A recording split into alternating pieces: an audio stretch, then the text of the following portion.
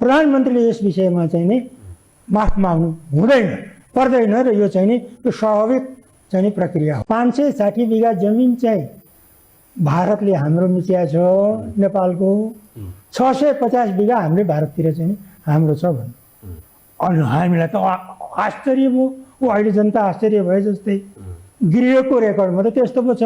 बाहिरको रेकर्डमा 73 ठाउँमा चाहिँ नि यो तपाईँको भारतले चाहिँ अतिक्रमण गरेको छ भनेर चाहिँ अब सबै विज्ञ एउटा किताब छ हाम्रो बुद्धिनारायणजीको होइन। त्यसमा जम्मै उहाँले नै त्यही गर्नुहुन्छ, अरू त्यति सक्रिय भएनन् माने यो सीमाविदहरू। त्यसरी चाहिँ जम्मैले त्यसको आधारबाट बोल्न थाले भने जस्तो अहिले जसरी हङ्गामा भएको छ नि, विज्ञ पनि हाम्रो कमी भयो क्या। राज्यको आँकडा जनतामा पुगेन। अहिले प्रधानमन्त्रीलाई अप्ठ्यारो पार्ने र भाषा जुन प्रयोग भएको छ त्यो त सामान्य भाषा थियो राज्यको। तर उहाँले भन्नुभयो नि म प्रधानमन्त्री भएपछि त उहाँलाई पनि कसैलाई पनि थाहा थिएन। हामी पनि त्यत्रो चाहिँ नि गृह मन्त्रालयको त्यो प्रतिवेदन त्यहाँ आउँदाखेरि त हामी नै छक्क पऱ्यौँ। सर यसमा एउटा विषय क्लियर गरौँ है। जस्तो भारतले लिपुलेकमा जसरी सैनिक क्याम्पहरू राखेर हाम्रो भूमि मिचेको छ, त्यसलाई विवादित बनाइएको छ, त्यो मिचाह प्रवृत्ति एउटा र अर्को हाम्रो 10 गजामा देखिएको जो यहाँले अनुभव गर्नुभएको एउटा समस्या स्थलगत रूपमा, ती दुई समस्या एउटै हुन्? होइन। 10 गजाको समस्या चाहिँ के हो भने तपाईँको मैले भने नि त्यहाँको नागरिक जतापछि सक्रिय हुन्छ उसले मिच्दो रहेछ।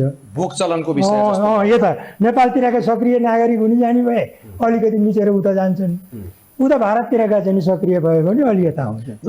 त्यसैले त्यो चाहिँ सामान्य चाहिने हो। त्यसैले चाहिँ तपाईँले भन्नुभएको विषय जुन 10 गजाको र यतापट्टिको यो चाहिने यो पोलहरू खम्बाहरू सार्ने र लिपियाधुरा कालापानीको र चाहिँ सुस्ताको विषय अलग अलग हो।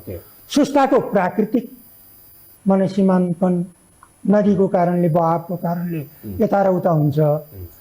राजनीति यो चाहिँ कालापानी राजनीतिक कारणले गर्छ। कहिले तपाईँले त्यो सीमामा जाँदाखेरि, अब यहाँको अनुभव नै मैले सुने, त्यो सीमामा जाँदाखेरि कहिल्यै तपाईँले त्यो भोक चलनको विषय एउटा भयो तपाईँले भनिहाल्नु, लिपुलेक जसरी भारतले मिचेको छ त्यसरी नेपालले कुनै ठाउँमा सीमा मिचेको तथ्य भेट्टाउनु भयो? त्यो त छैन।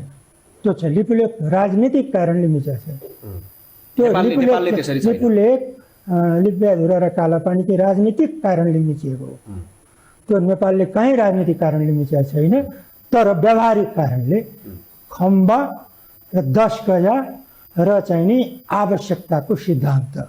त्यस कारणले म यो तपाईँको प्रसिद्ध आज मतलब विशेष सन्दर्भको कार्यक्रममा म के भन्नु, प्रधानमन्त्रीले यस विषयमा चाहिँ नि माफ माग्नु हुँदैन पर्दैन र यो चाहिँ नि यो स्वाभाविक चाहिँ नि प्रक्रिया हो।